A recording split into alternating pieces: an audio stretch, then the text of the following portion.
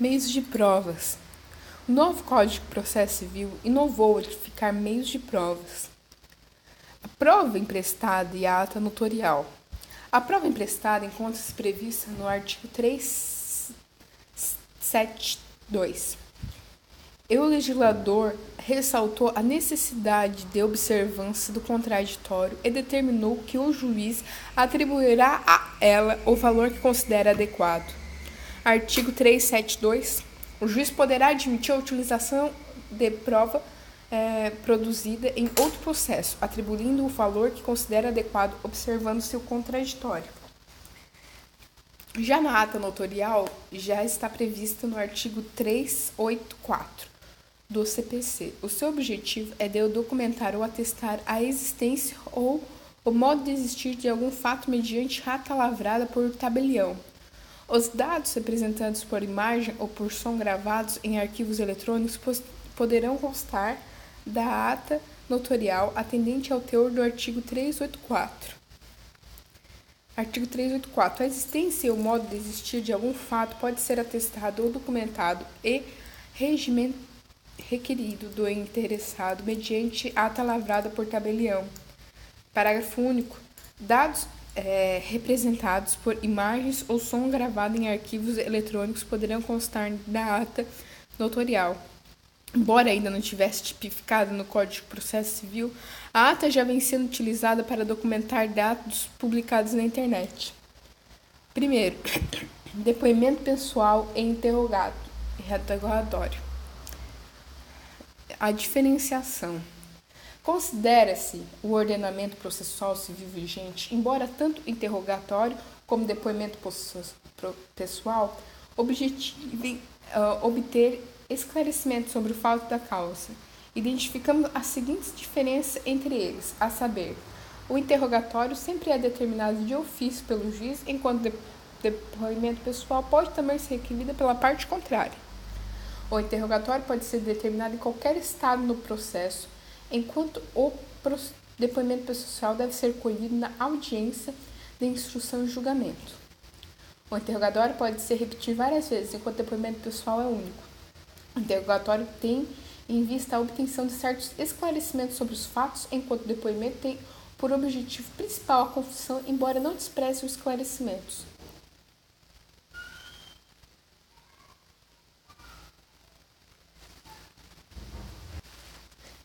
Nos domínios do processo do trabalho da consolidação das leis trabalhistas,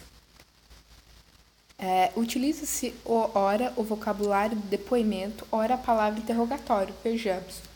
Artigo 819. O depoimento das partes e testemunhas que não souberem falar a língua nacional será feito por meio de intérprete nomeado pelo juiz ou pelo presidente. Artigo 848. Determinada defesa seguirá a instrução, podendo o presidente, ex officio ou a requerimento de qualquer juiz temporário, interrogar as partes. Os artigos 848 da CLT devem ser lidos em conjunto com o artigo 820 do mesmo diploma legal, o qual estabelece que as partes e as testemunhas serão inquiridas pelo juiz ou presidente, podendo ser requeridas por seu intermédio a requerimento dos juízes classistas, seus representantes ou advogados.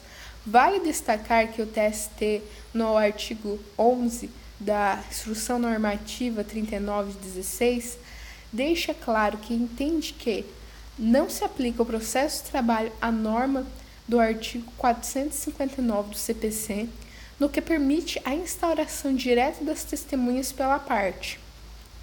Artigo 820 do CLT. Segundo Mauro Schiave,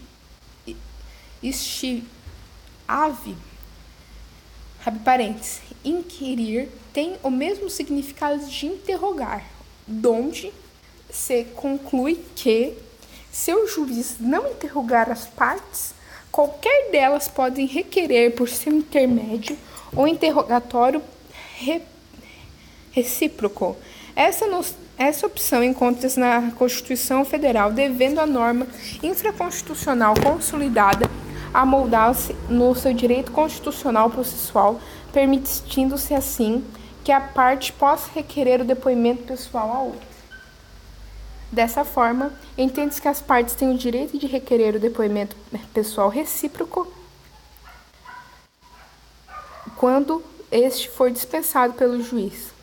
O requerimento de uma das partes para a oitiva da parte contrária poderá ser indeferido de forma fundamentada pelo juiz, sem que isso necessariamente configure exercício de defesa, o que ocorre quando a sentença pauta em outra provas constantes nos autos.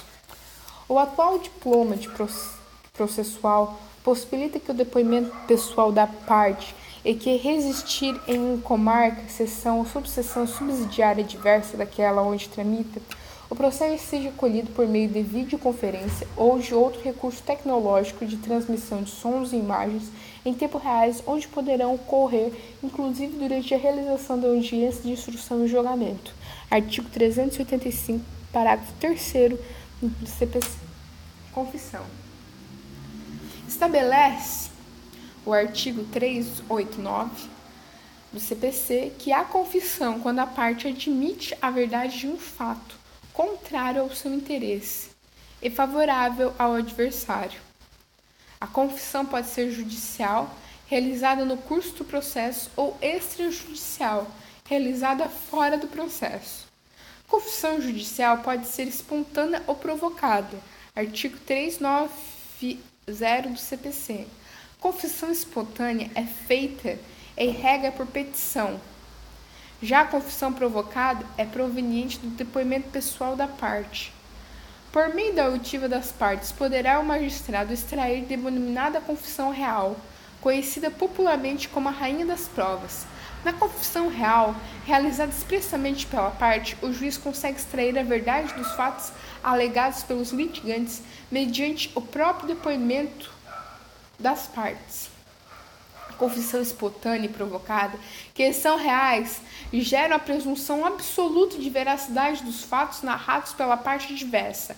A confissão ficta ocorre pelo não comparecimento da parte à audiência em que deveria prestar seu depoimento pessoal, desde que devidamente intimada para este ato ou comparecendo o litigante se recuse a responder às perguntas formuladas pelos magistrados ou afirme ignorar os fatos relevantes e pertinentes para a solução da lide, artigo 385, parágrafo 1º do CPC.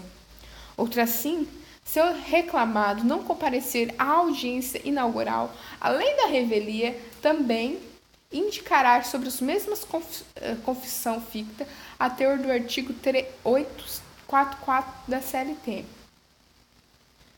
O Tribunal Superior do Trabalho, por meio da súmula 74, com a redação dada pela Res 174, 2011, dispõe que a pena de confissão ficta à parte que não comparecer à audiência em provimento no qual deve pôr em verbos. Inciso 1. Aplica-se a confissão à parte que, expressamente intimada com aquela combinação, não comparecer à audiência em prosseguimento, na qual deveria depor. Inciso 2. A prova pré-constituída nos autos pode ser levada em conta para o confronto da confissão ficta, não implicando cerceamento de defesa ou indeferimento das provas posteriores. Inciso 3. A vedação à procuração de prova posterior pela parte confessa, somente a ela se aplica se não havendo o exercício pelo magistrado do poder dever de conduzir o processo. Confissão ficta goza de pressuposto relativa, prevalecendo se não houver outros meios de provas nos autos capazes de elidi-la.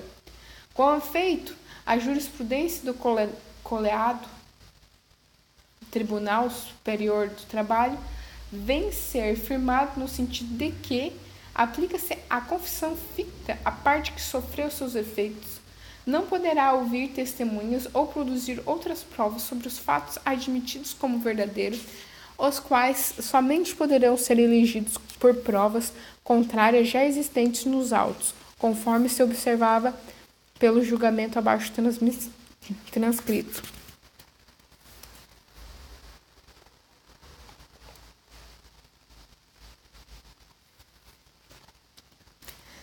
Julgamento da terceira turma do TST. O relator, ministro Manuel Mendes de Freitas, dia 15 de setembro de 94. Abre parênteses. A ausência de reclamação, à exceção da audiência em que poderia apresentar defesa, caracterizada a situação de revelia, traz como efeito a confissão ficta. Em consequência, recapitulando os verdadeiros os fatos afirmados pelo autor, o juiz indeferirá a inquirição de testemunhas sobre o fato, já comprovados pela confissão.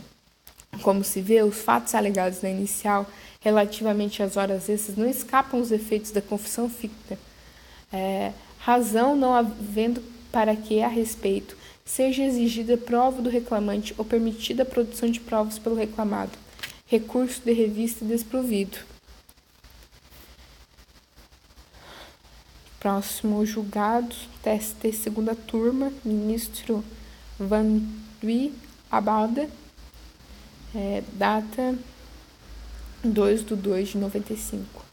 A confissão ficta importa em presunção de veracidade dos fatos alegados pela parte contrária, podendo ser eleguida por prova em contrário já existente nos autos, mas confessa a parte quanto à matéria de fato.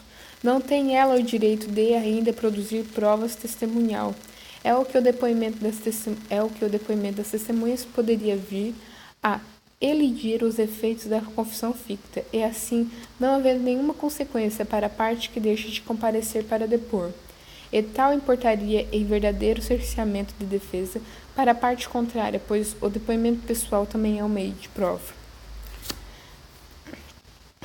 Segunda turma do TST, relator Ney Dorley, 1/3/91. Cerceamento da defesa, confissão ficta, indeferimento das testemunhas. Incorre cerceamento de defesa com indeferimento e produção de provas testemunhal e de oitiva da reclamada, quando provados os fatos pela ficta confissão, aplicada ao reclamante. De outra forma, poderia ser prejudicada a parte contrária, que se sujeitaria a depoimento pessoal com possível confissão real e ainda ao confronto das provas testemunhais posterior produzidas, sabendo que a confissão ficta nasce meramente mera presunção, que pode e é destruída por prova contrária, quando preexistente nos autos, revista parcial concedida e não provida. Quanto à confissão ficta extrajudicial, prevista no artigo 394 do CPC, não deve ser aceita nos domínios do processo de trabalho caso o confidente seja o empregado, principalmente considerando a impossibilidade e a irrenunciabilidade dos direitos trabalhistas, como também pela presunção de coação sofrida pelo obreiro na confissão. Podem confessar as partes desde que possuam capacidade processual e legitimidade, o pressuposto cuja declarações obrigam o proponente e os advogados com os poderes específicos para esse fim. O empregado da profissão ou o representante do sindicato que, nos termos do artigo 843, parágrafo 2º, comparecer à audiência não poderá confessar, pois apenas está substituindo o reclamante quando estiver doente ou impossibilidade de comparecer, evitando assim o arquivamento da ação, designando o magistrado a nova data da audiência. Estabelecendo o artigo 395 do CPC que a confissão é indivisível, não podendo a parte que a quiser invocar como prova acertar no tópico que a beneficiar e rejeitá-la no que lhe for desfavorável. A confissão é irrevogável, salvo quando emandar no erro de fato ou de coesão. Artigo 393 do CPC. Nesse caso, pode ser revogada por ação anulatória no curso do processo ou ação rescisória depois de tramitada em julgada a sentença no qual constitui o único fundamento.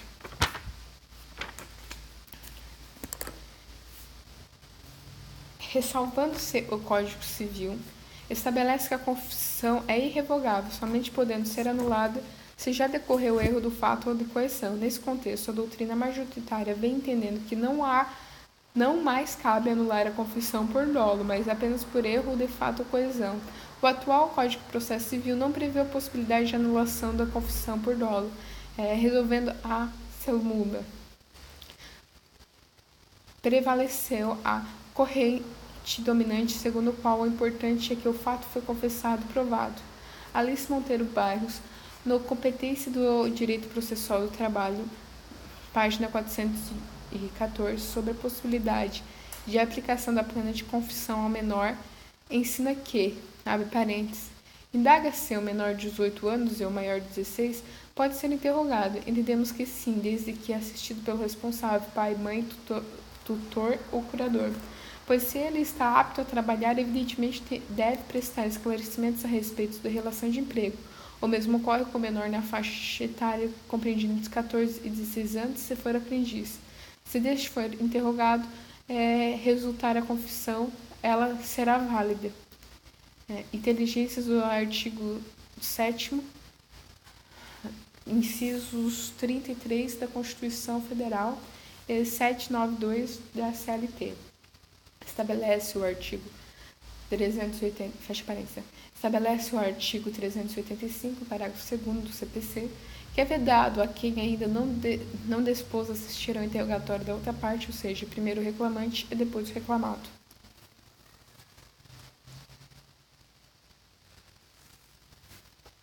As partes não souberem falar a língua nacional, prestarão depoimentos por meio de intérprete nomeado pelo juiz. O mesmo ocorrerá em relação ao surdo-mudo ou o mudo que não sabe escrever. As despesas do intérprete ocorrerão por conta da parte interessada no depoimento.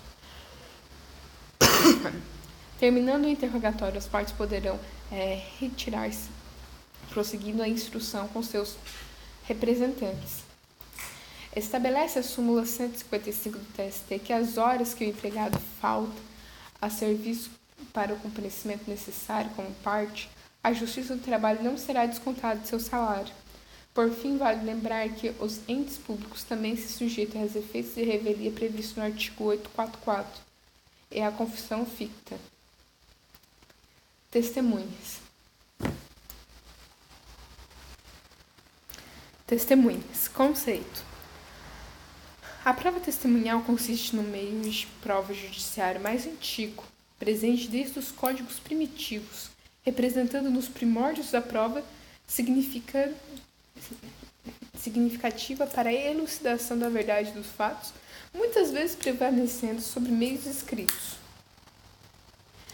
Nos dias atuais, infelizmente, a prova testemunhal já não goza mais do mesmo prestígio de outrora, principalmente pelo fato de serem forjados inúmeros testemunhos nas ânsias de partes de provar fatos que muitas vezes efetivamente não ocorreram. Manuel Antônio Teixeira, em obra já citada nesse capítulo, página 323, 324, com muita propriedade, esclarece que, abre parênteses, essa profunda alteração quanto à importância da prova testemunhal para o processo provém de constatação da sua fabilidade, da sua natureza conduzível, plástica, segundo seja o interesse da parte em provar certos fatos que ainda não tenham ocorrido. É possível falar, portanto, nos dias de hoje, um desprestígio, um certo descrédito, inclusive popular, neste meio provido, cujas causas Portaras Lobas atribui, respondendo a lacristes morais de regime econômico-social em que vivemos. Não está certo. Fecha parênteses. Todavia, não se pode negar que no âmbito laboral a prova testemunhal ainda é o meio de prova mais utilizado. Constitui-se muitas vezes no único meio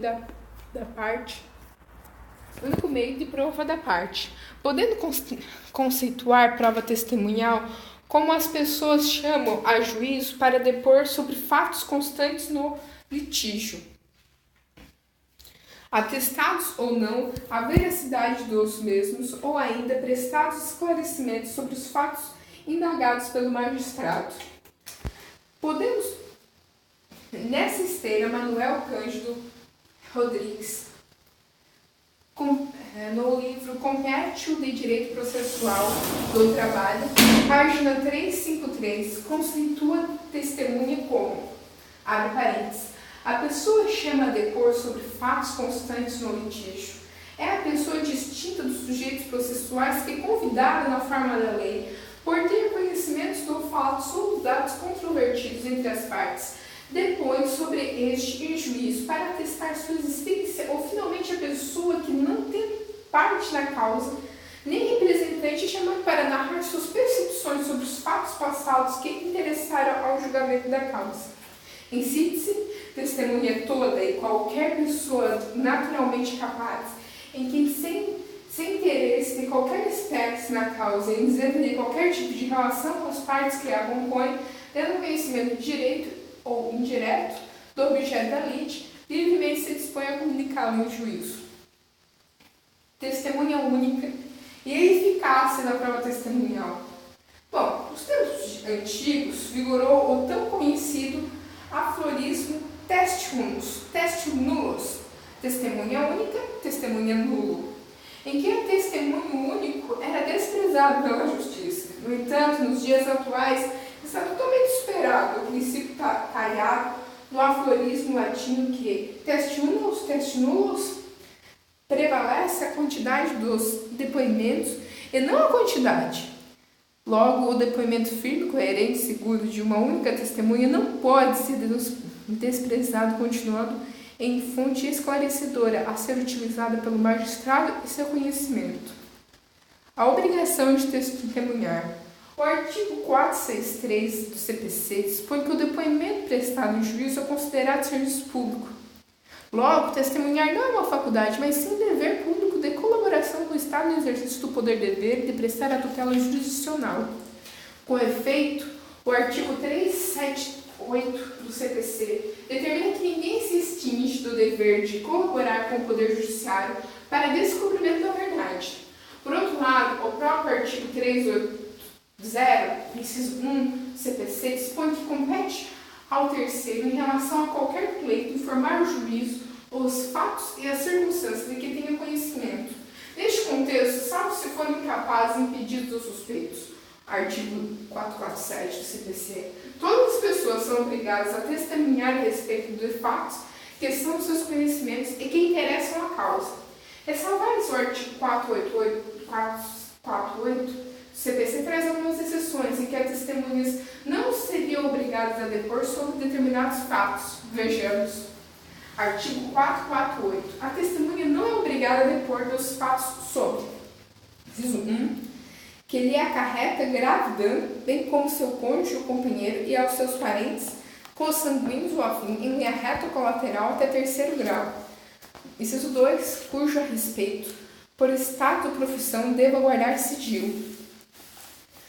Nos domínios do processo de trabalho, a testemunha comparecerão independentemente de intimação. Artigo 825 e 852-H, parágrafo 2º, ambos da CLT. As que não comparecerem serão intimadas pelo juízo, ficando sujeitas à correção coercitiva. Artigo 825, parágrafo único e artigos 852-H, parágrafo 3º, ambos da CLT. E multa.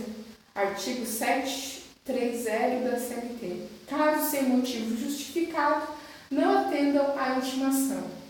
Espécies de testemunhas.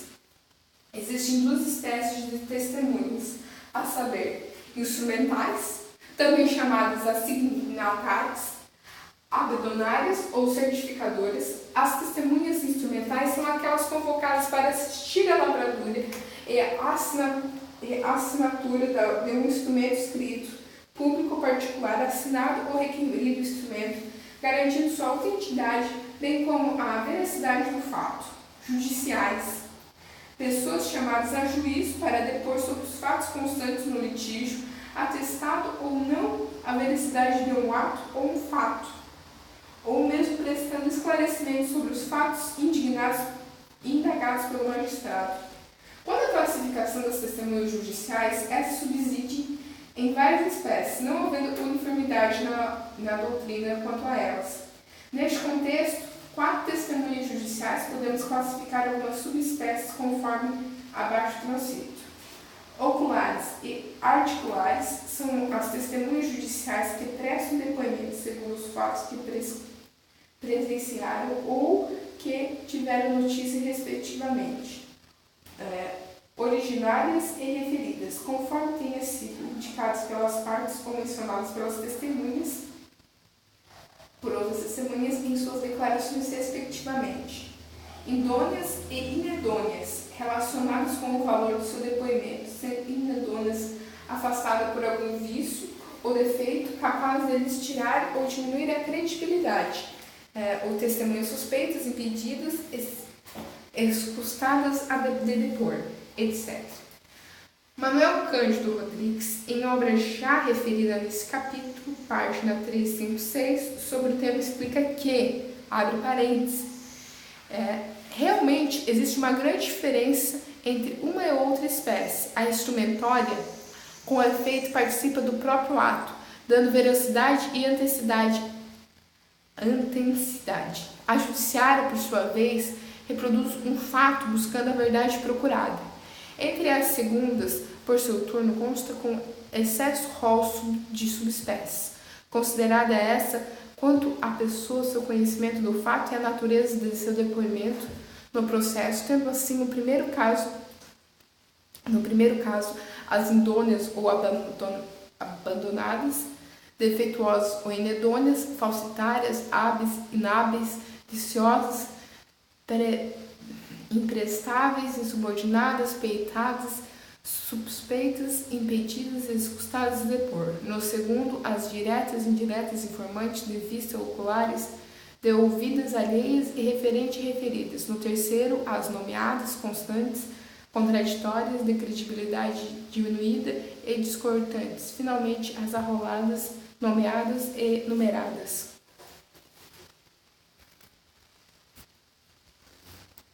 Incapacidade, suspeição, impedimento da testemunha. Pode depor como testemunha todas as pessoas físicas que estejam em pleno exercício de suas capacidades e que tenham conhecimento dos fatos da lei. Nessa esteira, dispõe o artigo 447 do CPC, que podem depor testemunhas como todas as pessoas, exceto as incapazes, impedidas ou suspeitas. Vejamos.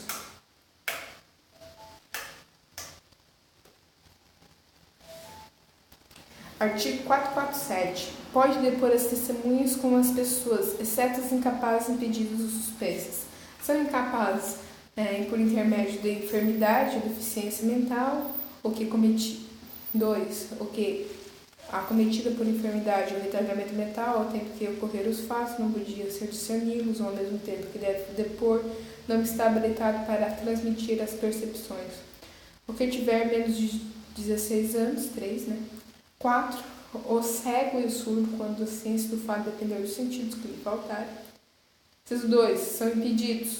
1. Cônjuge, companheiro, ascendente, descendente, qualquer grau colateral até o 3º grau, de qualquer das partes, por consanguinidade ou afinidade, salvo se eximir o interesse público, ou tratar de causa relevantemente do estado da pessoa, ou se não puder obter de outro modo a prova que o juiz repugnure necessária ao julgamento do mérito. 2. O que é parte da causa. 3. O que intervém em nome de uma pessoa como tutor ou representante da pessoa ou jurídica, o juiz, o advogado e outros que assistam ou tenham assistido as partes. São suspeitos, parágrafo 3º. 1. O inimigo da parte ou o seu amigo íntimo. 2. O que tiver interesse no litígio. Parágrafo 4º. Se necessário, o juiz pode admitir o depoimento de testemunhas menores e pedidos dos suspeitos. Parágrafo 5º. Os depoimentos referidos no parágrafo 4º serão prestados independentemente de compromisso e o juiz atribuirá o valor que possa merecer. No entretanto, embora os incapazes, suspeitos e impedidos não possam prestar depoimentos como as testemunhas, poderá o magistrado ouvi-lo como simples informantes, consoantes na previsão do artigo do parágrafo 4º e 5º do artigo 447 do CPC e artigo 829 do CLT. Inverso. Estabelece o artigo artigo 829 do CLT. A testemunha que for parente, 3º grau, civil, amigo íntimo ou inimigo de qualquer das partes, não prestará compromisso e seu depoimento valer como simples informação. Estabelece o artigo 452 CPC que, quando for arrolados como testemunhas, o juiz da causa declarar-se-á impedido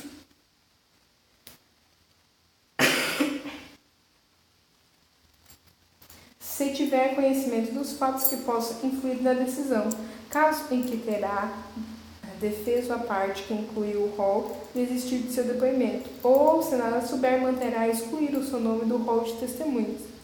Vale-se mencionar que o Tribunal Superior do Trabalho editou a súmula 357, afirmando o entendimento no sentido que não forma suspeita o testemunho simples fato de estar litigiando ou ter litigiado contra o mesmo empregador. Sobre o tema, podemos destacar ainda os seguintes julgados.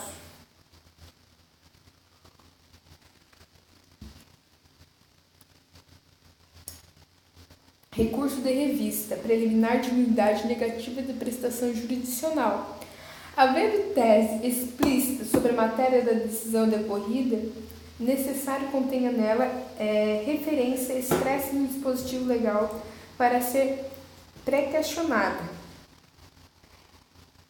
Contradita das testemunhas. O simples fato da testemunha estar litigando ou ter litigado contra o mesmo empregador com pedidos idênticos ou semelhantes não a torna suspeita. Tampouco caracteriza inimizade capital, inteligência da súmula 357 do TST. Recurso de revisão não conhecido.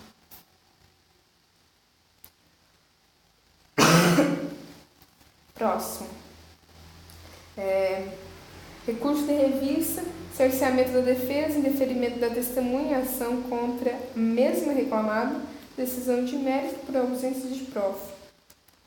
O Tribunal Regional, ao rejeitar plenamente o cerceamento da defesa, arguiu no recurso ordinário e mantém indeferimento da testemunha do reclamante decidindo contrariedade à súmula 357, segundo o qual não torna suspeita a testemunha pelo simples fato de estar litigiando ou ter litigiado contra o mesmo empregador. O simples ajuizamento da ação contra o reclamado, sem mencionar sequer as circunstâncias da identidade do objeto, não é suficiente para si só para extrair-se inimizade capital, prevista no parágrafo 3º, inciso 3 do artigo 405 CPC. Agora do novo 447 do novo CPC. O comparecimento do cidadão à justiça para depor como testemunha é característica manuais públicos relevante, fundamental para o esclarecimento da verdade, não no benefício ou juízo de qualquer das partes, mas em cumprimento do dever cínico de servir à causa da justiça. Testemunha em litígio com o empregador, oitiva e juízo. Possibilidade. A jurisprudência sente-se quanto à possibilidade da oitiva da testemunha em juízo quando o litígio contra o empregador em face da garantia constitucional do exercício do direito de ação. Por outro lado, avalia a situação quando microempresas estabelecidas ou filiais de pequenas proporções, o impedimento da oitiva da testemunha constituiria verdadeiramente violação ao princípio do contraditório da ampla defesa, justamente porque se releva muitas vezes no único elemento de prova da disposição do empregado. Além disso, pode-se afirmar que o diploma da conciliação não agasalha tal hipótese, pois as maneiras que encontrar-se regulado no artigo 829 da CLT, com invocações subsidiárias do artigo 774 do CPC, como também avalia a veracidade do testemunho em mérito, importa ao juiz instrutor ao procedimento diante da análise com os demais elementos de convicção dos autos, que isso não deixe de considerar a peculiaridade que acerca o depoimento nessas circunstâncias.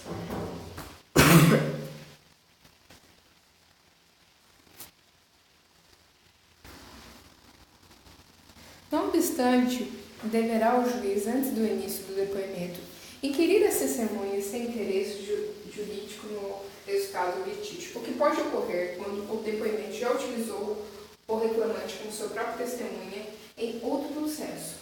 Em geral, postulando por meio do mesmo advogado, constitui-se em uma verdadeira troca de favores, reiterando da testemunha a necessária isenção do âmbito para prestar depoimento, devendo, nessa hipótese, ser ouvido como mero informante.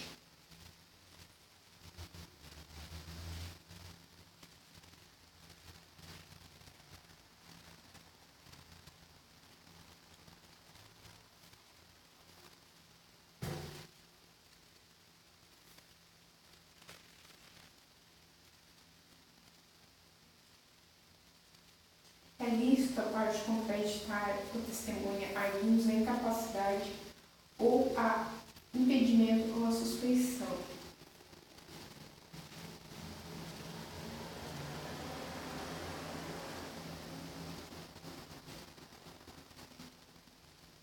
Caso a testemunha negue os fatos que lhe são impugnados, a parte poderá provar a contradita com documentos ou testemunhas, até o número de 3, apresentando-se no ato da inquirida em separados. Sendo provados ou confessados os fatos, o juiz dispensará a testemunha ou lhe tomará o depoimento sem compromisso, na qualidade de informante. A contradita, portanto, é a denúncia pela parte interessada dos motivos que impede ou torna suspeito o depoimento da testemunha, ou no momento processual oportuno da parte oferecer a contradita da testemunha ocorre antes de um depoente ser compromissado, logo após a qualificação da testemunha. Artigo 457 PC e 828 do CLT. Antônio Manuel Antônio Teixeira Filho, a prova no processo do trabalho, página 371 e 72, apresenta interesse argumentos sobre o momento da prestação da prova da contradita, arguida no âmbito laboral. Vejamos o ensinamento do autor, abre parênteses.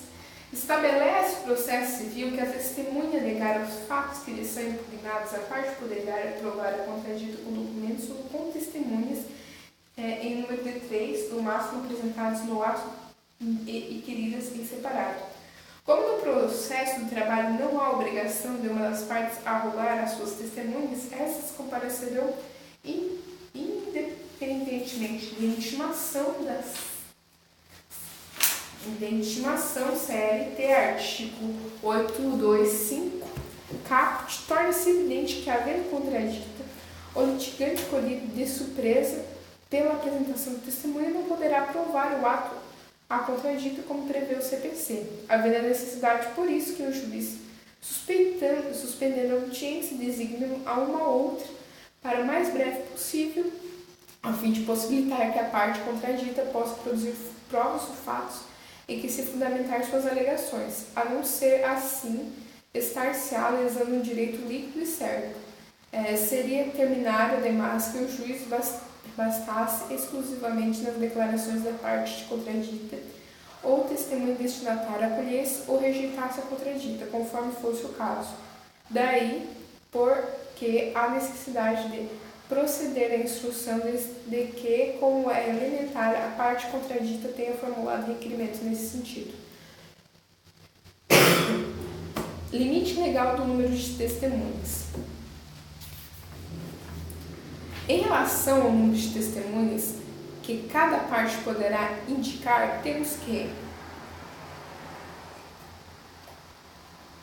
processo ordinatório, 3 testemunhas a teor do artigo 821. Inquérito para apuração de falta grave, 6 testemunhas a teor do artigo 821. Procedimento sumaríssimo, 2 testemunhas a teor do 852-H, parágrafo 2º. Não obstante delimite de testemunhas acima especificado, poderá o juiz, na condução do processo, determinar a intimação de outra testemunha referida no depoimento para a parte ou outra testemunha do juízo, desde que entenda ser o depoimento essencial para o esclarecimento dos fatos e seu conhecimento. Quanto ao depoimento do rolo das testemunhas, no âmbito do processo civil, estabelece no artigo 357, parágrafos 4 e 5, que incumbe as partes no prazo que o juiz fixar ao designar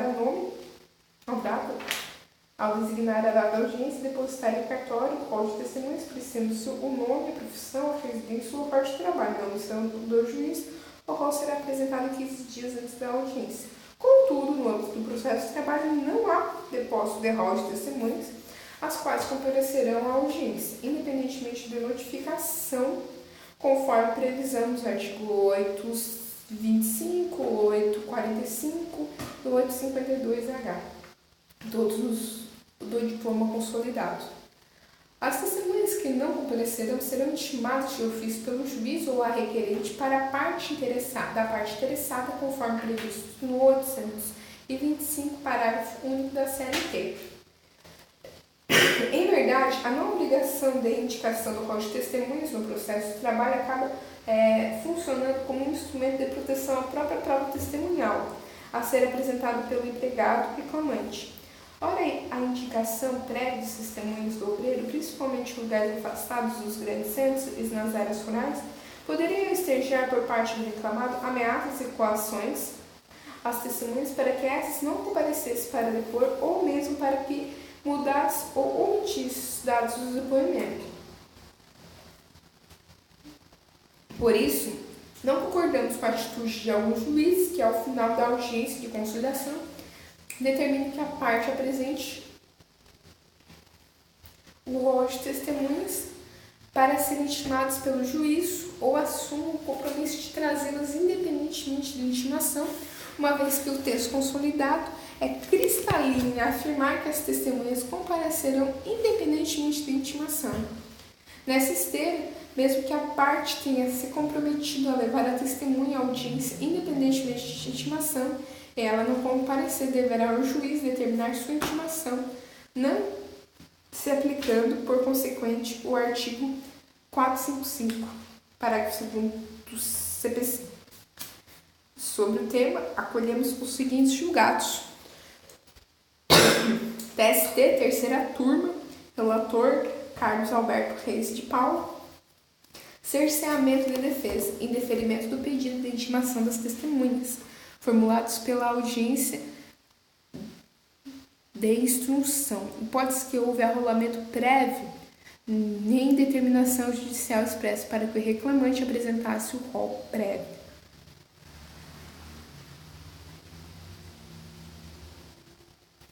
No processo de trabalho, não há obrigatoriedade de apresentação de um rol de testemunhas, as quais deverão comparecer em juízo independentemente de notificação ou da intimação, sendo certo que aquelas que não comparecerem espontaneamente deverão ser intimadas ex officio ou a requerimento das partes, sob pena de condução coercitiva.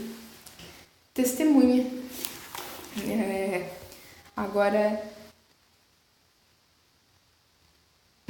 Relator Manuel Antônio Teixeira.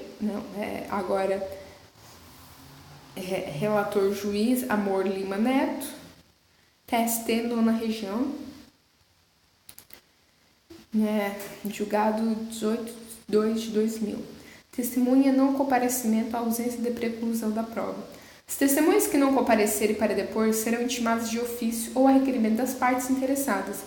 Não se aplica no processo de trabalho disposto no artigo 412 do CPC, mesmo que a parte tenha se comprometido a levar testemunha à audiência, independentemente de intimação, essa por motivo inclusive desconhecido da parte não compareceu, caberá ao juiz providenciar sua intimação, salvo se este desistir da inquirição. Não obstante, em relação ao procedimento sumaríssimo, que será objeto de estudo específico ainda neste capítulo, o artigo 852, parágrafo 3º da CLT estabelece que somente será deferida intimação de testemunha que comprovadamente convidada deixará de comparecer. Portanto, exclusivamente na hipótese do procedimento sumaríssimo, deverá a parte interessada demonstrar que a testemunha foi comprovadamente convidada por meio de telegramas, cartas com aviso de recebimento, notificação extrajudicial ou mediante outras testemunhas. Procedimento da inquirição da testemunha.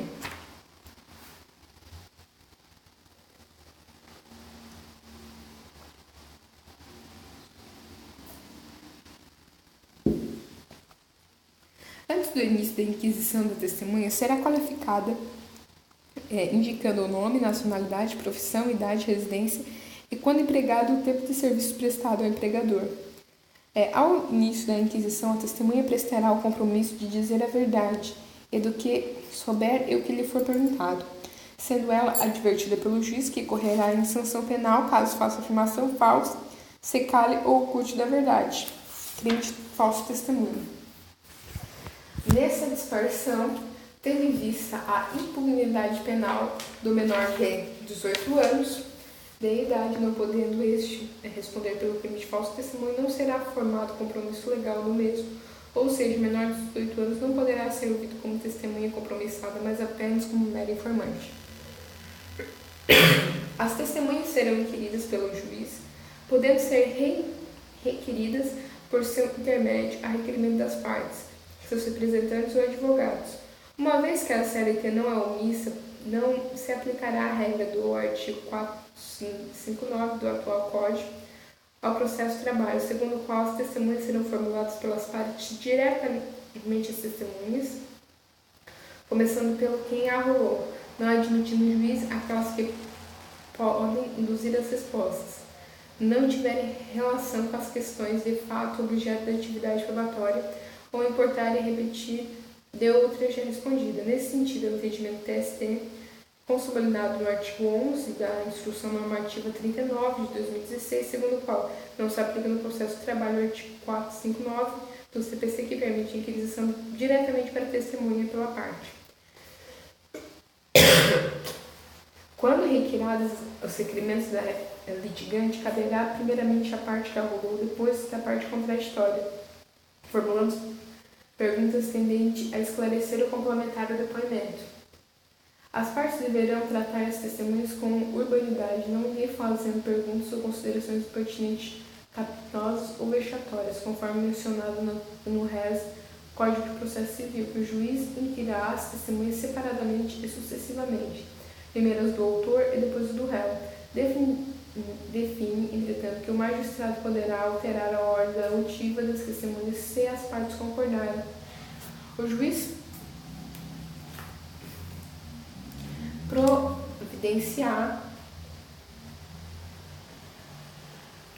providenciará para que o depoimento das testemunhas não seja ouvido pelas demais, que ainda tenham poder dispor no processo, conforme previsto no 824. Assim procedente, caso exista divergência entre as declarações dos testemunhas relativamente dos fatos relacionados para a deslide da demanda, poderá o magistrado proceder à carretação, colocando frente a frente as testemunhas e tentando extraí-las delas a verdade dos fatos ante a divergência dos depoimentos. Os depoimentos prestados oralmente pelas testemunhas serão resumidos, transcritos de forma sucinta na ata da audiência, devendo assiná-las pelo juiz e depoentes. Artigo 828, parágrafo único.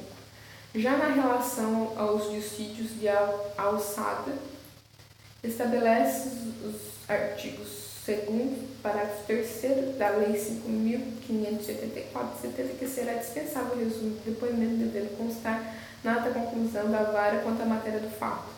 O juiz poderá deferir as perguntas impertinentes e irrelevantes para o esclarecimento ou complementação dos fatos, ou mesmo que sejam vejatórias ou caprichosas das testemunhas, devendo a pergunta deferida obrigatoriamente transcrita no termo, se a parte o requerer. As testemunhas não poderá sofrer qualquer descontos pelas faltas do serviço ocasionado pelo seu comparecimento para depor, quando devidamente enroladas ou convocadas. No mesmo sentido, o artigo 473 da CLT determina que o empregado poderá deixar de comparecer ao serviço sem prejuízo do salário pelo tempo que fizer necessário quando tiver que comparecer ao juízo. Caso a testemunha seja funcionário público militar e tiver que depor a hora de serviço, será requerido ao chefe de repartição para compensar a audiência marcada. O artigo 454 do CPC elenca uma série de autoridades que que deverão ser inquiridas em sua residência ou onde exercer sua função. Os membros do Ministério Público da União também gozam de prerrogativas processuais, de serem ouvidos como testemunhas em um dia, hora e local previamente ajuizados com o magistrado ou autoridade competente, conforme o artigo 18. As testemunhas da lei do Ministério Público. As testemunhas que não souberem falar a língua nacional prestarão depoimentos por meio de intérprete nomeado pelo juiz.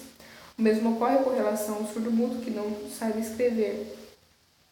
As despesas do intérprete ocorrerão por conta da parte no depoimento. O texto consolidado é omisso quanto à ordem dos depoimentos das testemunhas, aplicando-se de forma subsidiária o artigo 456, ou seja, primeiramente será erguidas as testemunhas do reclamante, do autor e depois as testemunhas do reclamado, do réu. Contudo, alguns doutrinadores entendem que, em função da omissão da CLT, o juiz poderá determinar o artigo das testemunhas da parte que tiver o ônus de provar o correspondente fato.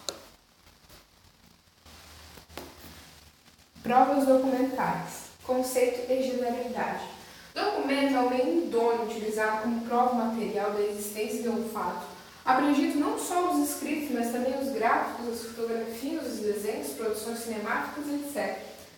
O diploma consolidado pouco versou sobre a prova documental, apenas mencionando os artigos 777, 787, 780 e 830. Permitido, pois, a aplicação subsidiária do Código de Processo Civil, tendo em vista o artigo 769.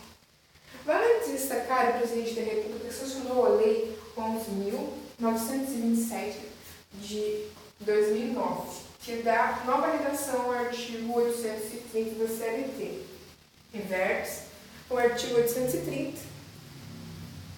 O documento em cópia oferecida e para a prova poderá ser declarado autêntico pelo próprio advogado sob responsabilidade pessoal. Impugnada a autenticidade da cópia, a parte que produzirá será intimada para apresentar cópias devidamente autenticadas ou o original, cabendo-lhe ao serventuário competente proceder à conferência e certificar a conformidade entre esses documentos.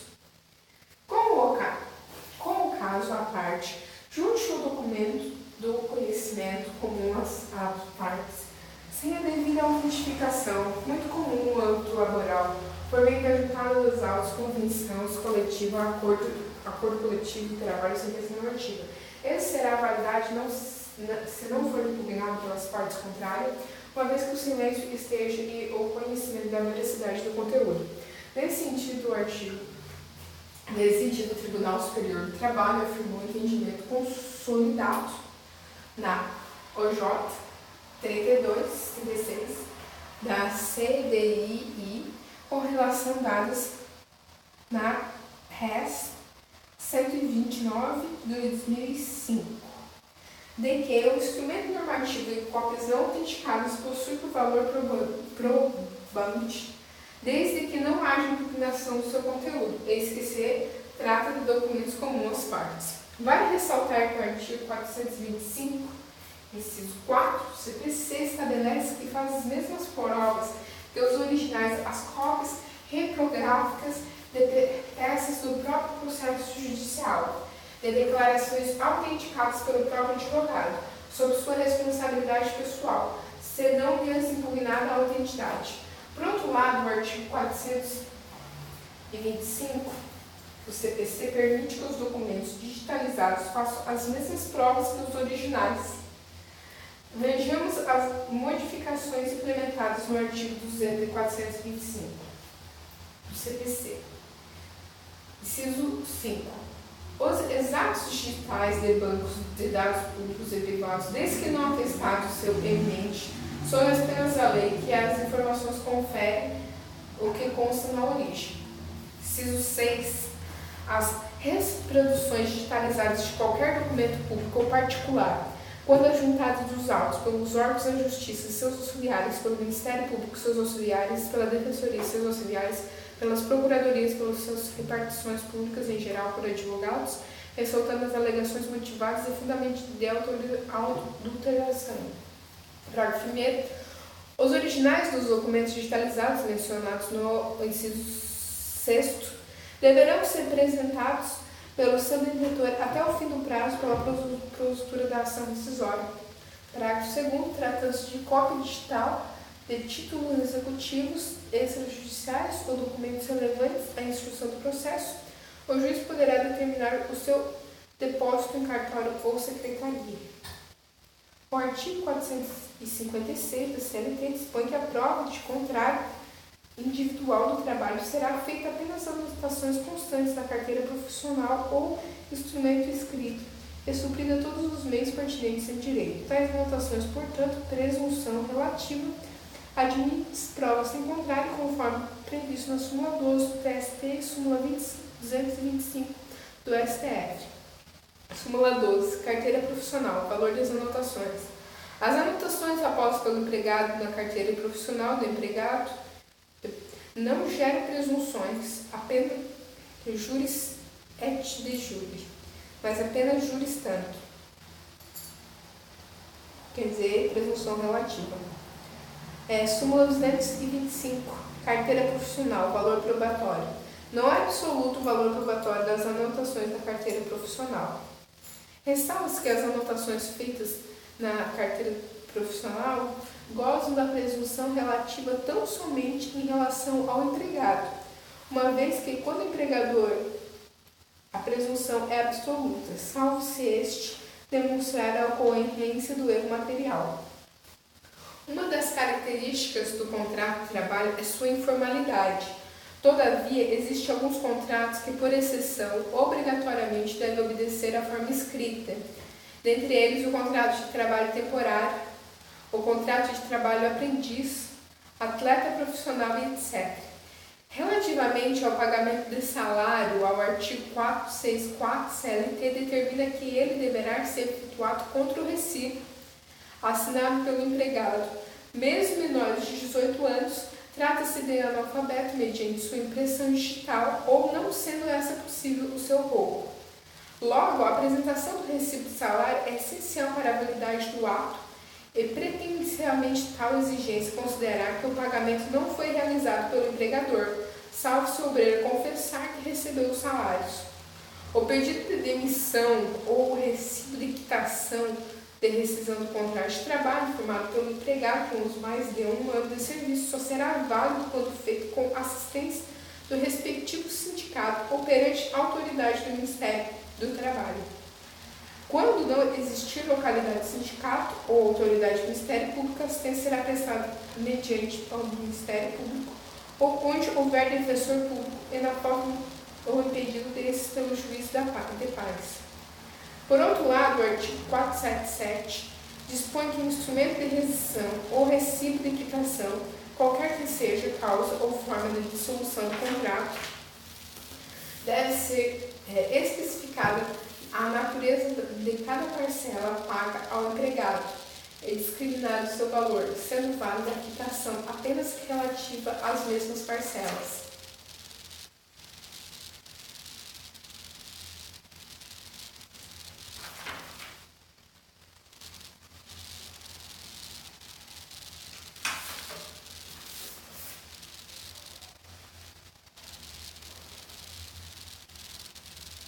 O não cumprimento das formalidades previstas nos artigos 477 determina a inexistência do pagamento, ficando o empregador obrigado a efetuar novo pagamento, não se admitindo outro meio de prova em contrário.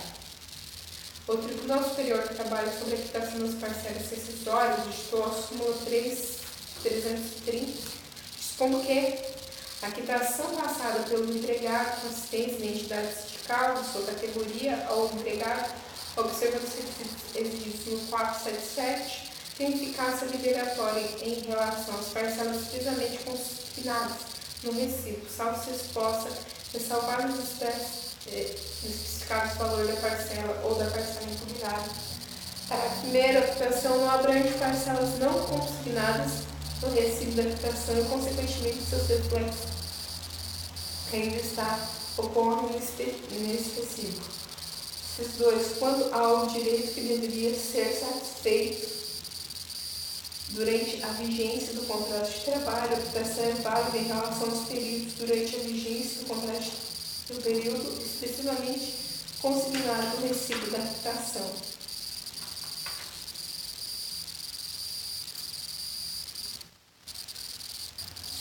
O pedido de demissão do empregado só será válido quando feito a assistência do respectivo sindicato. E se não houver perante a autoridade local, compete ao Ministério Público ou Justiça do Trabalho.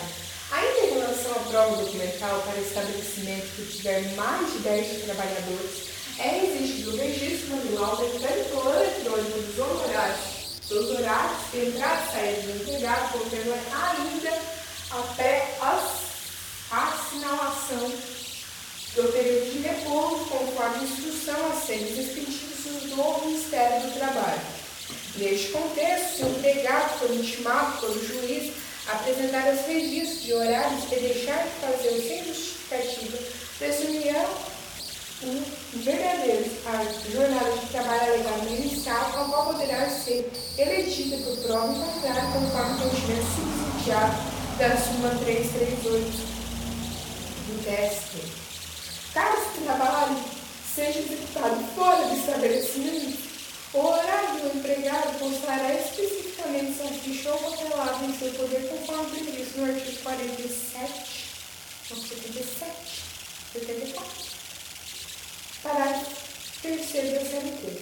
Quanto à possibilidade de o empregador efetuar desconto do salário de trabalho do trabalhador, o TST, com base no artigo 462 da CLT, editou a súmula 342, evidenciando possível desconto no salário dos empregados para serem empregados aos planos de assistência odontológica, médico-hospitalar, de seguro, de previdência privada, entidade corporativa, cultural, associada a trabalhadores e benefícios dos dependentes, mediante autorização prévia ou por escrito do empregado, salvo ser e por escrito do empregado, salvo se for demonstrada a existência de coação ou de outro deferimento que vicie o ato jurídico. Por último, o decreto 3.048 de 99, no seu artigo 84, determina que o pagamento do salário família ao empregador será devido a partir da data da apresentação do certidão de nascimento do filho ou da documentação relativa ao equiparado. Essa também é entendida ao TST, súmula 254, estando condicionado à prestação anual do atestado de vacinação obrigatória a 6 anos de idade e a da comprovação semestral da frequência à escola do filho ou equiparado a partir dos 7 anos de idade. Classificação. Em relação à classificação dos documentos, adotaremos a classificação de Moacir Amaral Santos, nas primeiras linhas do Direito Processual Civil, página 340, a saber, quanto ao autor, origem ou procedência, podem ser públicos ou privados, autografados, o autor do documento é o mesmo do fato documentado, ou heterográficos, quando o documento é elaborado por terceira pessoa, assinados ou não assinados, autênticos ou autenticados, ou sem autenticidade. Segundo, quanto ao meio, maneira ou material utilizado na sua formulação, pode ser diretos ou indiretos, escritos, grafados, desenhos, plásticos, madeiras, gestos, estampados, fotografia e cinematografia.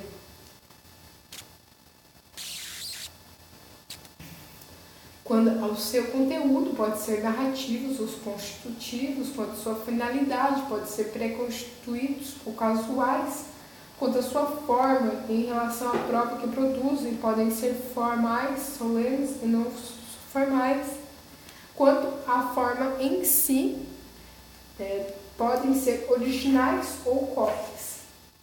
Momento de apresentação dos documentos. Discute-se muito na doutrina o momento processual oportuno para a apresentação da prova documental. Com efeito, estabelece o artigo 487 da CLT que a reclamação escrita deverá ser formulada em 2 vias, desde logo acompanhados do documentos que a fundar. O artigo 434 do CPC, por sua vez, dispõe que compete às partes instruir a petição inicial ou a resposta com os documentos destinados a provar alegações. Nessa esteira, o artigo 845 consolidado dispõe que o reclamante e reclamado comparecerão à audiência acompanhados de suas testemunhas apresentando a sua ocasião as demais provas. Em função do tipo legal aciona mencionados, podemos concluir que a prova documental deve ser apresentada pelo reclamante juntamente na peça vestibular e pelo reclamando na audiência, quando a apresentação de sua defesa. Como bem menciona Carlos Henrique Bezerra Leite, no curso de Direito Processual do Trabalho, terceira edição, página 438, o descumprimento dessas regras pode ensejar a um encerramento da instrução sem direito das partes ou suspensão ou adiamento da audiência para a apresentação dos documentos que devem comprovar a petição inicial e a contestação, salvo se as partes provarem motivo relevante ou o documento tiver objetivo contrapor. B. A consideração do documento juntado a cerimonial e C. A preclusão. Manuel Teixeira Filho, em obra elucidada nesse capítulo, ensina que temos então tripartida a audiência trabalhista, inicial, instrutória e julgamento. O processo especializado adapta-se a esse fragmentamento, fixa 3 momentos próprios para a produção de provas de procedimento ordinário. 1. Com a inicial. 2. Com a resposta do réu na primeira audiência. 3. Na audiência de instrução e julgamento, que é a segunda, valendo-se observar que quando a prova documental, a sua produção deve restringir-se a 2 momentos, ressalvados a hipótese do artigo 397. Realmente, muitas vezes se verifica que as partes, embora pudessem ter juntado os documentos da inicial e da contestação, porque já tinham seu poder, se reservaram para fazê-lo somente na audiência de instrução, com a finalidade de disfarçado de acolher de surpresa o adversário. O processo com sede armênia não se presta a tais rasgos de sensacionalismo. Por esse motivo, deve tolher, a quanto possível, o procedimento dessa natureza, porque prejudica a parte contra quem se produziu o documento em um poder. Na ânsia do seu interrogatório, sobre eles manifestar-se satisfatoriamente, não podendo esclarecer as demais, que nesse caso ela teria o prazo de 5 dias para pronunciar-se. Nem ignoraremos, além do mais, que, não raros, são apresentados em audiência diversos documentos que ascendente às dezenas, dificultando somente a manifestação da parte contrária a quem foi produzido. Contudo, não se pode esquecer que o artigo 435 CPC permite que as partes, a qualquer tempo, significa dizer, em princípio, até o encerramento da instrução e antes da sentença, juntarem os autos dos documentos novos quando destinados a fazer provas dos fatos corridos depois dos articulados, para contrapô-los ao que forem produzidos nos autos. O Tribunal Superior do Trabalho afirmou o entendimento por meio da súmula 8, que é a juntada de documentos na fase recursal só se verifica quando comprovado o justo impedimento para a oportunidade apresentada de requerir o fato posterior à sentença.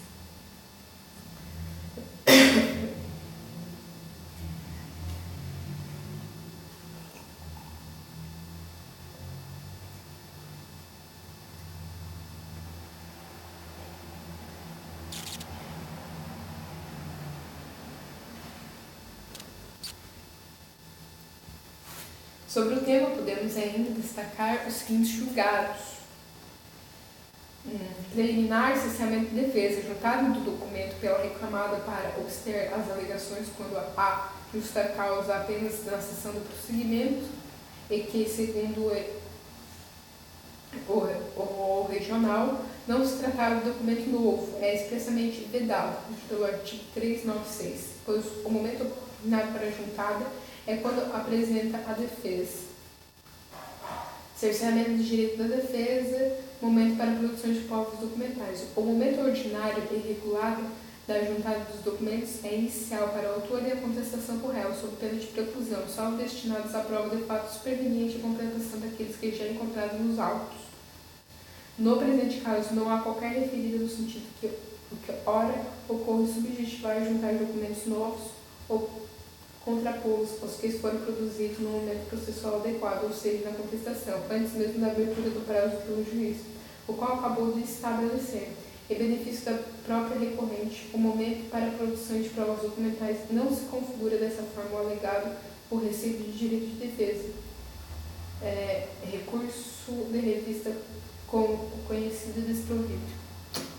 No processo sumarício constante no disposto artigo 852, CLT, toda a prova serão produzidas em audiência, inclusive a documental, e sobre os documentos apresentados por uma das partes manifestar-se imediatamente a parte contrária, sem interrupção da audiência, salvo absoluta impossibilidade de critério do juiz. De caso, a audiência será dividida em prosseguimento em nova data, determinada pelo juiz após a manifestação por escrito. Falsidade documental.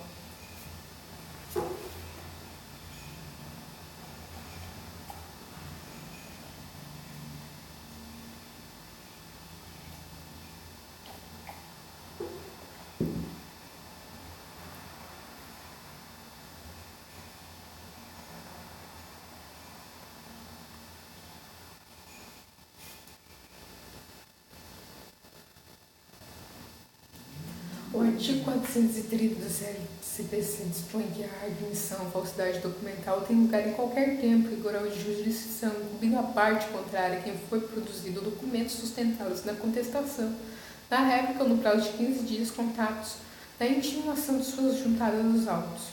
Quando o documento for oferecido antes da cerração da instrução, a parte será erguida de falso em petição dirigida ao juiz da causa, expondo os motivos que se funda a pretensão e os meios no qual provado o alegado.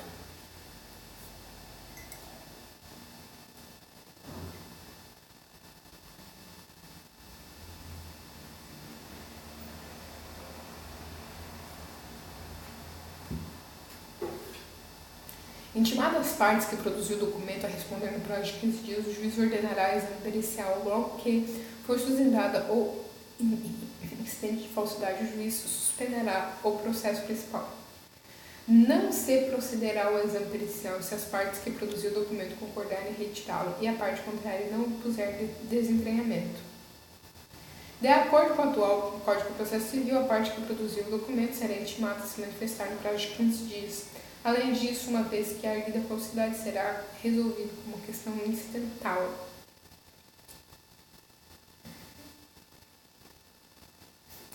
Salvo se a parte requerer do juiz decidir como questão principal. Nesse caso, como a declaração sobre a falsidade do documento foi sustentada como questão principal, constará a parte dispositiva de sentença e sobre ela indicar também a autoridade da coisa julgada.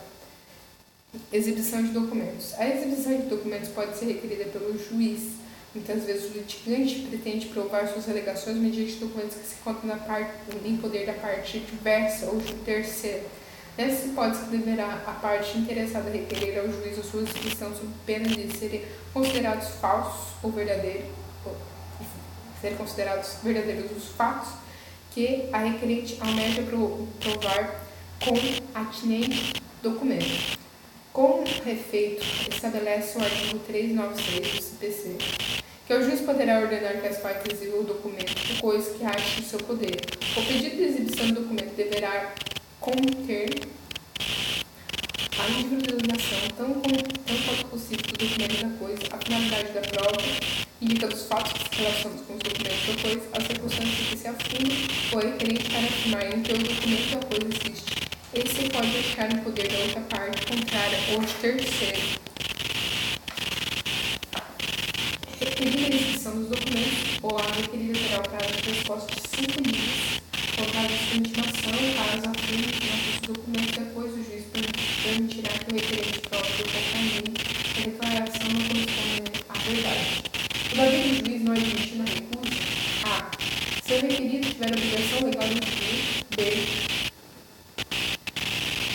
ser o requisito além do documento ou a coisa do processo como um estudo de constituir prova, seu objeto, seu documento por seu conteúdo for comum às partes.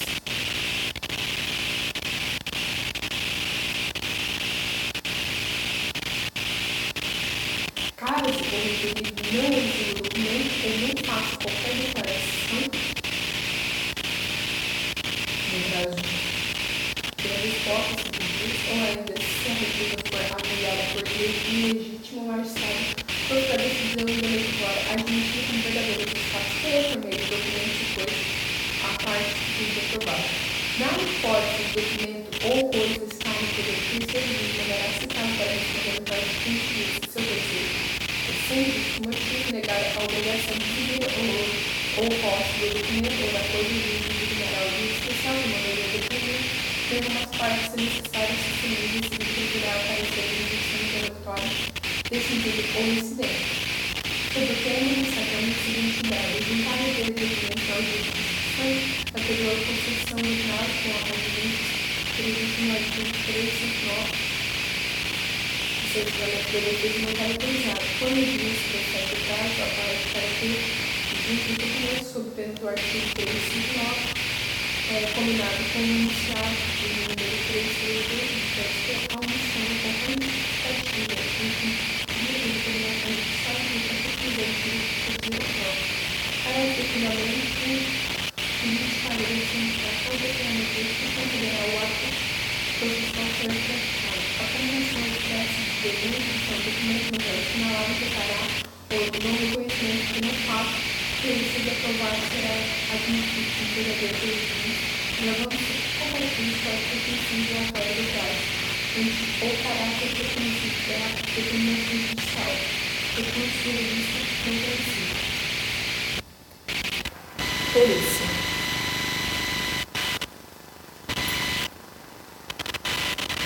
Perícia é uma espécie de prova que objetiva fortalecer o esclarecimento de respeito a questões técnicas que extrapolam o conhecimento científico do julgador. O artigo 156 se dispõe que quando a prova do fato de depender do conhecimento técnico científico do juiz será assinado pelo perito, considerando auxiliar da justiça. Os peritos serão nomeados profissionais legalmente habilitados e os órgãos técnicos científicos inscritos em cadastro mantido pelo tribunal ao qual o juiz será vinculado. O atual processual determina que as partes podem, em comum acordo, escolher o perito mediante diferente desde que seja plenamente capaz e a causa pode ser resolvida por autocomposição.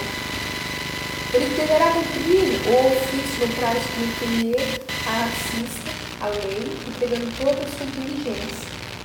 Todavia poderá se excusar nem cargos que alegam o motivo legítimo. Inclusive será apresentada a justiça da ventilação sobre o impedimento dos clientes, em termos de reputado ou renunciado, ou direito a alegar conforme previsto no artigo 157.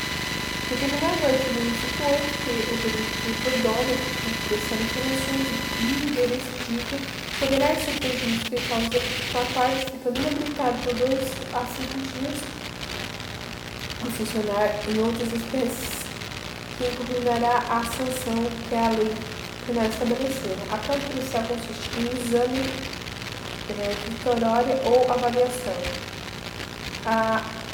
O juiz definirá a perícia quando a prova do fato não depender de conhecimento especial ou técnico, for designado em vistas de outras provas produzidas, a verificação foi impraticável.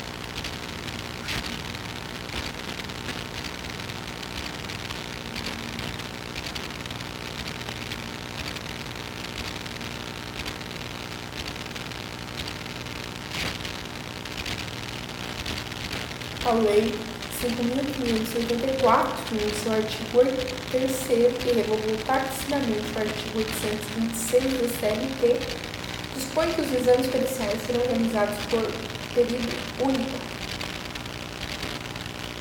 designado o juiz que fixará o prazo para a entrega do laudo. Cada parte poderá indicar um assistente técnico cujo laudo deverá ser apresentado no mesmo prazo assinado para o perito sob pena de desentranhamento dos autos.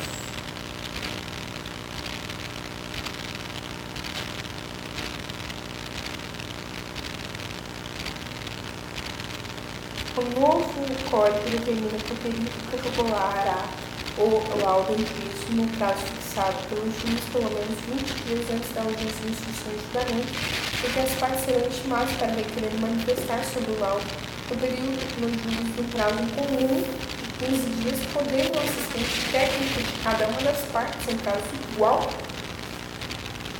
apresentar respectivo parecer. Em relação ao procedimento sumaríssimo,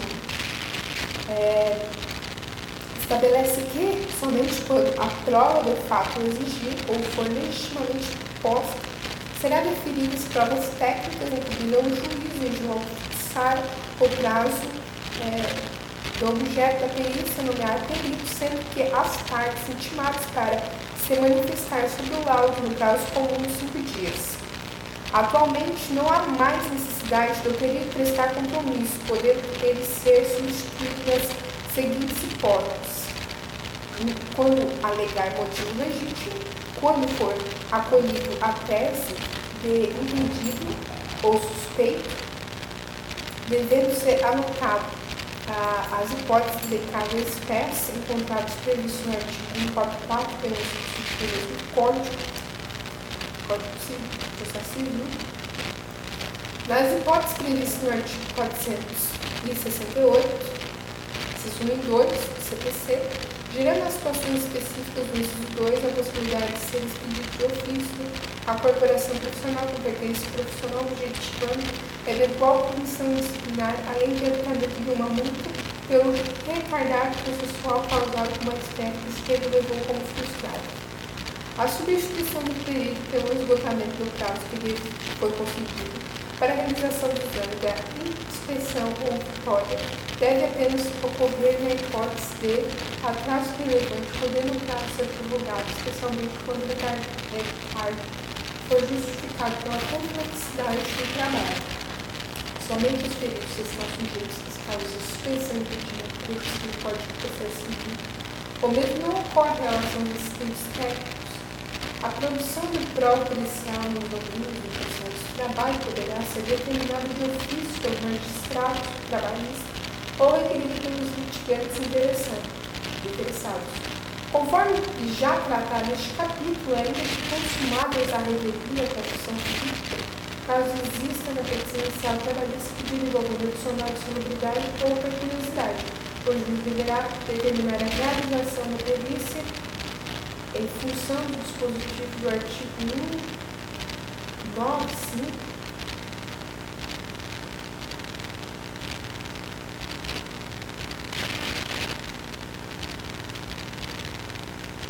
nada obstante o reclamado revela que indica assistente técnico que desaprova o passo de tal período.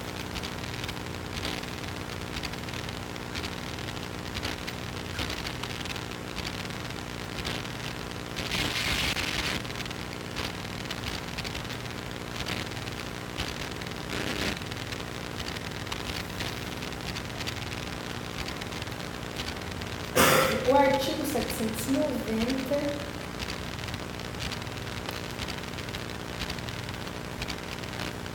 determinará que a responsabilidade pelo pagamento dos honorários previdenciais é da parte sucumbente na prestação do objeto de perícia, salvo se beneficiar da justiça gratuita, caso que os honorários sejam custeados pela União.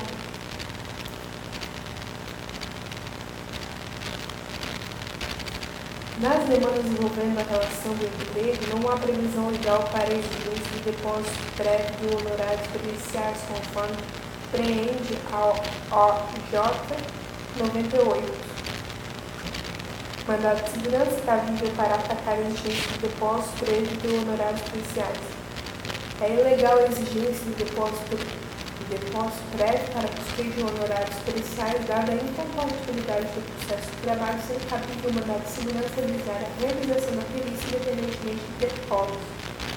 Todavia, considerando a emenda 45 de 2004, ampliou a competência material da Justiça do Trabalho passa a ser especialmente competente para julgar qualquer relação de trabalho.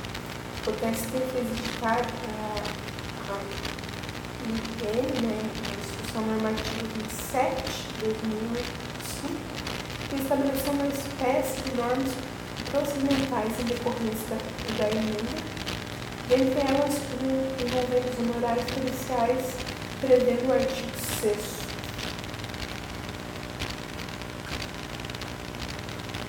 Os honorários especiais serão suportados pelas partes sucumbentes na prestação do objeto da perícia, ao ser beneficiário da justiça gratuita. Faculta ao juiz a realização da perícia e exigir o depósito prévio dos honorários se salvados nos livros decorrer de relação do emprego. Em outras palavras, o TST admitiu a exigência de depósito prévio dos periciais das demandas que envolvem a relação de trabalho, versus a relação de emprego. Cabe ressaltar ainda a seguinte súmula 457 TST: honorários periciais, beneficiário da justiça gratuita, responsabilidade da União pelo pagamento.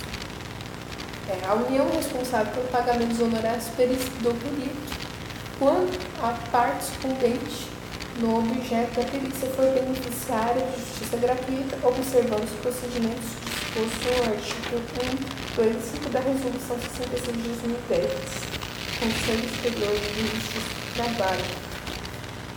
Relativamente aos honorários especiais dos assistentes técnicos das partes, o Tribunal Superior do Trabalho, por meio da súmula 341, tomou o entendimento no sentido que a indicação do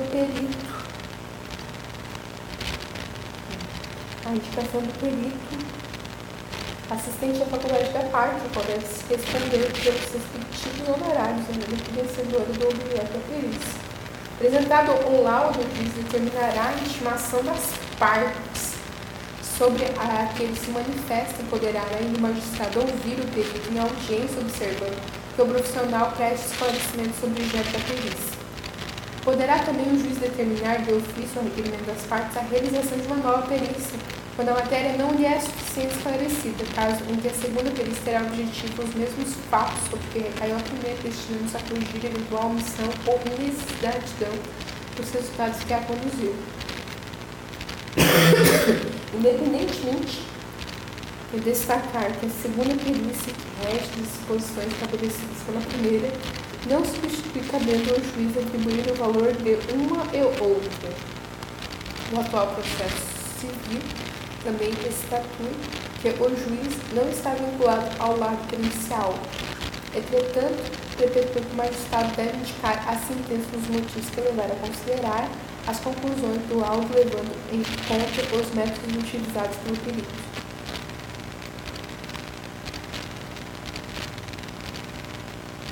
Sobre o tema, vale destacar os ensinamentos de Mizel, Montenegro Filho, no obra já está nesse capítulo.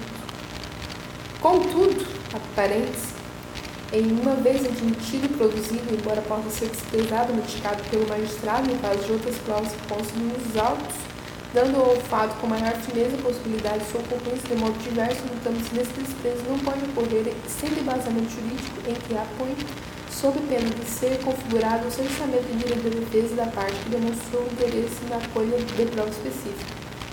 Em prestação ao articulado, percebe-se que, embora possa o magistrado despreciar conclusões contínuas dos laudos periciais, não lhe confere o direito de julgar a lide após a apresentação do laudo sem oportunizar as partes prerrogativas se manifestam sobre o documento do processo, assim atingindo, independentemente do prestígio ou não à conclusão do laudo, a cerceamento do direito de defesa das partes finlandes em tese do processo de nulidade. Destacamos ainda as seguintes súmulas do TST. Súmula 453, adicional de periodicidade. Pagamento espontâneo, caracterização do fato controverso, desnecessidade de perícia que trata no artigo 195 do CLT. O pagamento ou adicional de periodicidade efetuado por mera liberdade da empresa, ainda que de forma proporcional ao tempo de exposição ao risco ou em percentual inferior ao máximo legalmente previsto, dispensa a realização da prova técnica exigida no artigo 195, pois torna incontroversa a inexistência do trabalho em condições perigosas. Inspeção judicial. Em função da omissão da norma da consolidada aceita a inspeção judicial, aplica-se de forma subsidiária os objetivos contratados na matéria submissa no artigo 481 CPF. Com efeito, estabelece o artigo 451 que o juiz pode, de ofício ou a primeira parte, em qualquer fase do processo, inspecionar pessoas ou coisas a fim de esclarecer fatos que interessam a decisão da causa. Muitas vezes a inspeção faz-se importante mediante que, a partir do contato com a pessoa, pois o magistrado pode extrair de questões e fazer avaliações que serão úteis na formação do seu conhecimento.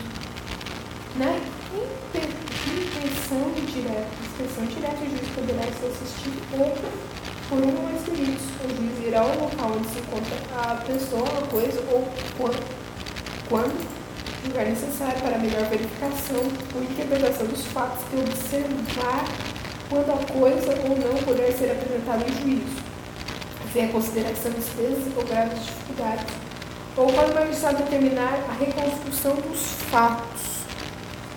As partes poderão sempre assistir à inspeção, prestando esclarecimentos e fazendo observações que reputem interesse para a causa. Para isso, torna-se necessária a intimação prévia do dia, hora e local da diligência em observação do princípio do contraditório da defesa. Conclui da diligência, o juiz mandará alargar o voto circunstanciado mencionado nele quando for útil ao julgamento da causa, podendo ou ao ser escrito com desenho gráfico ou fotografia. Prova emprestada. Consiste a prova emprestada na transferência das provas realizadas no curso de um processo para o outro, mediante certidão, o que ocorre quando se transfere de um processo para o outro determinado documento, processual, prova testemunhal, processual, etc. A prova emprestada será inserida no processo como mera prova documental, devendo ser utilizada apenas para excepcionalmente, uma vez que, em regra, as provas devem ser produzidas no mesmo juízo onde ocorre a demanda.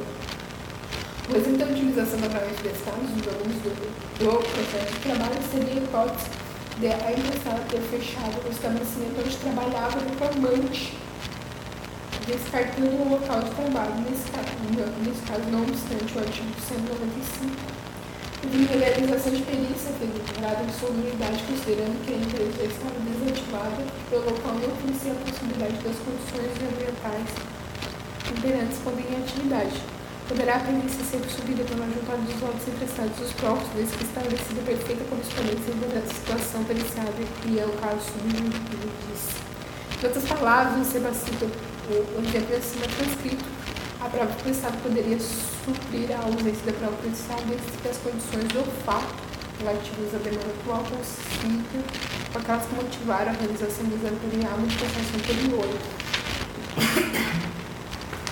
O TST já vinha diante da utilização das provas emprestadas, conforme observa pelo arresto abaixo transcrito.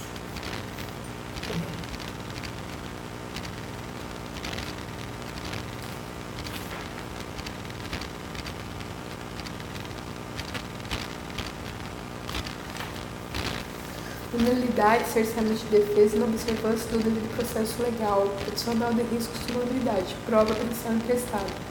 Além do existe que a prova policial, por meio do qual se constitui a insolidariedade incendiadora do pagamento de adicional e risco de trabalho do reclamante, seja elaborada exclusivamente para cada hipótese.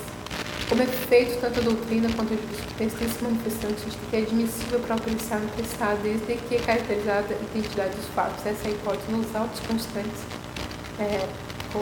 atestados pela corte de origem. Não se há de falar, portanto, em invalidade da prova prestada, recurso de revista não conhecido. Nulidade, cerceamento de defesa e indeferimento de perguntas formuladas ao preposto.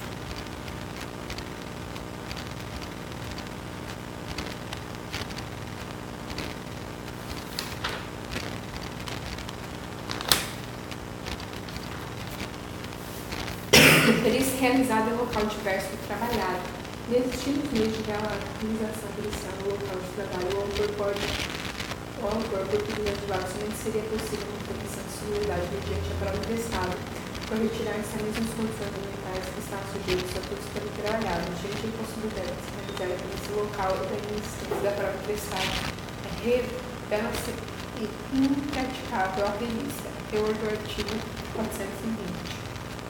Grau de instrumento, recurso de revista, adicional de sonoridade, do auto pericial, prova prestada.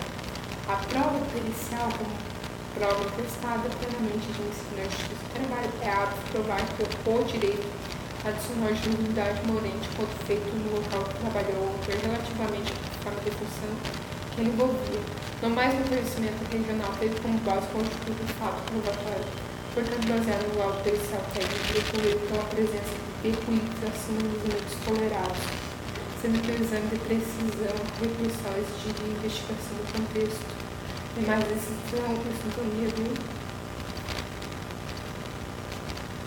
Destacamos ainda a seguinte jurisprudência: recurso ordinário, prova emprestada.